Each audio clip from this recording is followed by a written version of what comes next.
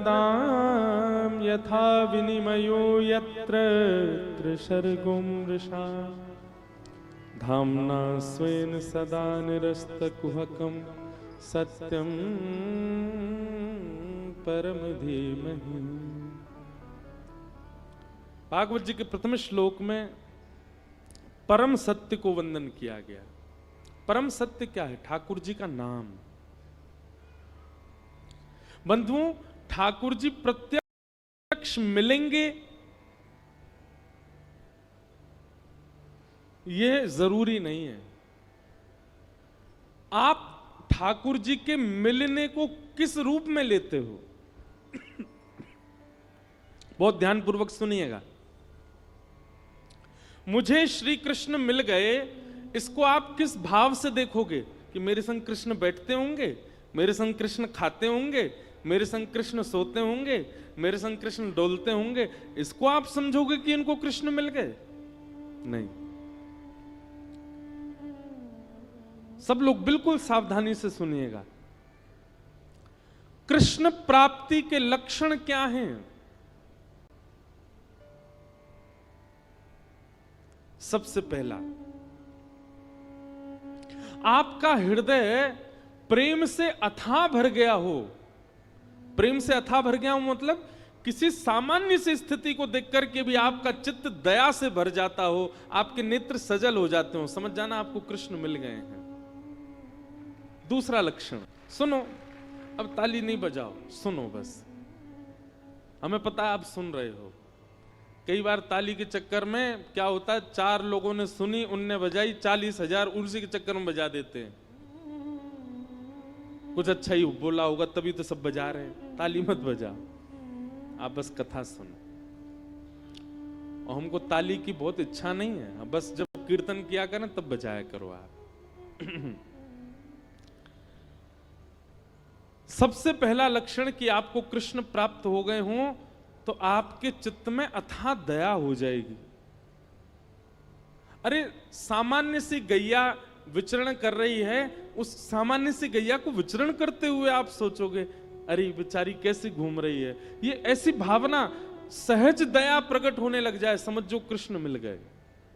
दूसरा, आपके चित्त में विकार उत्पन्न जल्दी नहीं होते हैं, सदैव शुद्ध भाव बने रहते हैं। जैसे कई लोग होते हैं उनके चित्त में बहुत जल्दी विकार आ जाते हैं।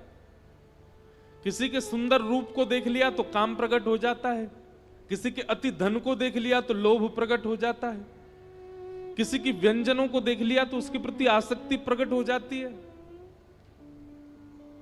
कहीं पर व्यसन वस्तु देख ली तो उसके प्रति भोग दृष्टि प्रकट हो जाती। समझ रहे ना बात को?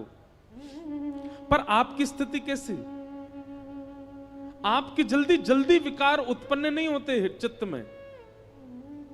कोई कितना भी रूपवान आपके सामने आ जाए पर आप उसके रूप को देख करके ये विचार नहीं करते कि ये मेरा हो जाए, आप बल्कि उसके रूप को देख के ये विचार करते हो ये इतना सुंदर है तो इसको बनाने वाले ठाकुर जी कितने सुंदर होंगे, ये इतना रूपवान है, बेचारे आदत हो गई आपकी ताली बजाने की। मारी फिर रुक गए, अरे हमको तो बजानी नहीं थी। कोई बात नहीं, पर सुनो, ये हम लक्षण बता रहे हैं। ऐसे लक्षण बहुत कम लोगों में मिलेंगे आपको, पर जिनमें मिल जाए ना समझ जाना इनको कृष्ण मिल गए हैं। इनके चित्त में कृष्ण है, इनके साथ कृष्ण है, इसीलिए इनका स्वभाव व्यवहार ऐसा ही है। तीसरा लक्षण कृष्ण प्राप्ति का क्या है? कोई आपको बोल दे ऐसे ही मजाक में, बोले क्या भोपाल में गंगा जी बह रही हैं, तो आप उस पर विचार नहीं करोगे, आप मान ही जाओगे, अच्छा आ गई होंगी, पहले तो नहीं थी अब आ गई होंगी। इतना भोलापन चित्त में आ जाएगा, आप चतुराई भूल जाओगे, आप अत्यंत सहज हो जाओगे, अत्यंत भोले हो जाओगे, समझ जाओ कृष्ण मिल गए। कोई आपको कह देगा कि आज सूर्य चंद्र एक दूसरे के गले में गलवैयां डाल करके आकाश में बैठे हैं, तो आप मान लोगे इस बात को, आप उस पर चिंतन नहीं करोगे, अच्छा होगा ऐसा, समझ जाओ कृष्ण मिल गए।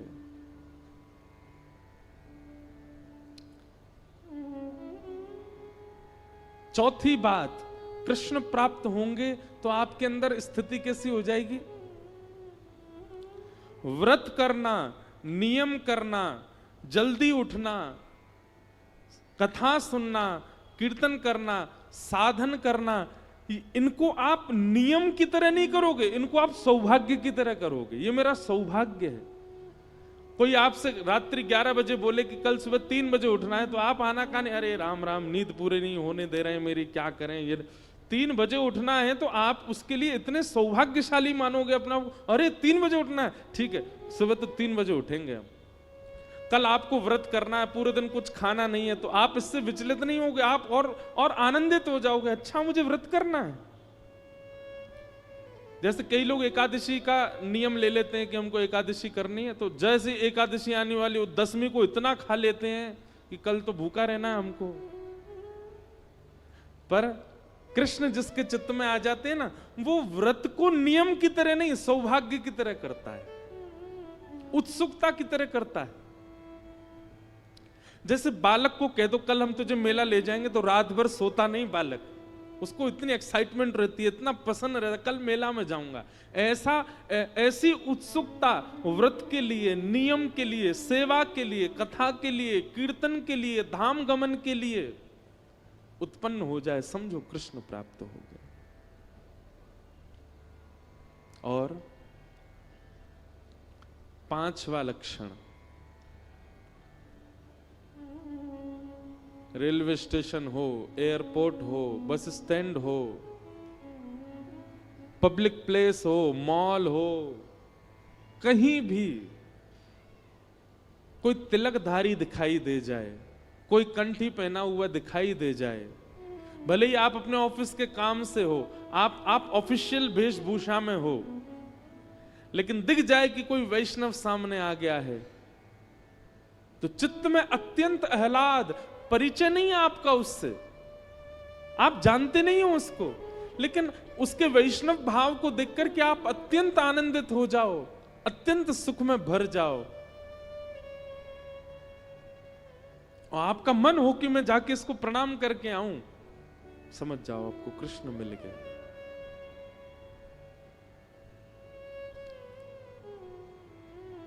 यह कुछ लक्षण हैं कृष्ण प्राप्ति के। कृष्ण मिल जाने का मतलब कृष्ण संग रहेंगे नहीं।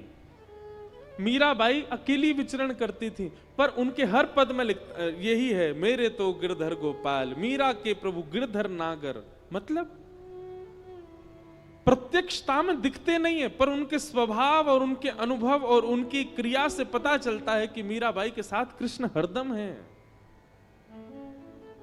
ऐसे ही हमारा स्वभाव, हमारे लक्षण, हमारे गुण, हमारी चाल चलन, क्रिया बताती है कि हमारे साथ कृष्ण है कि नहीं।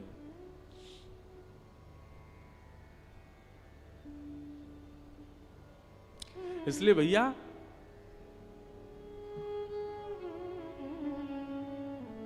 कृष्ण प्राप्ति का मतलब प्रत्यक्ष श्री कृष्ण संग रहे नहीं, आपके स्वभाव में, आपके गुण में, आपके व्यवहार में, आपके विचारधारा में परिवर्तन इस प्रकार का हो जो हमने बताया, समझो कृष्ण प्राप्त हो गए।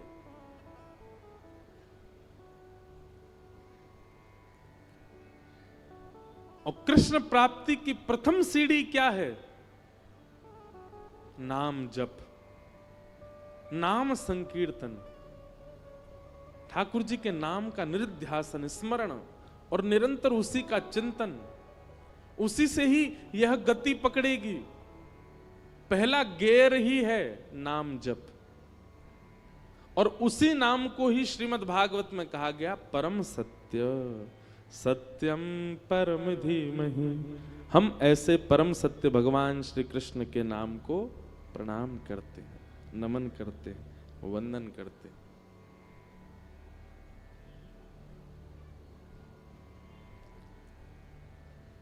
एक बहुत सुंदर पद है,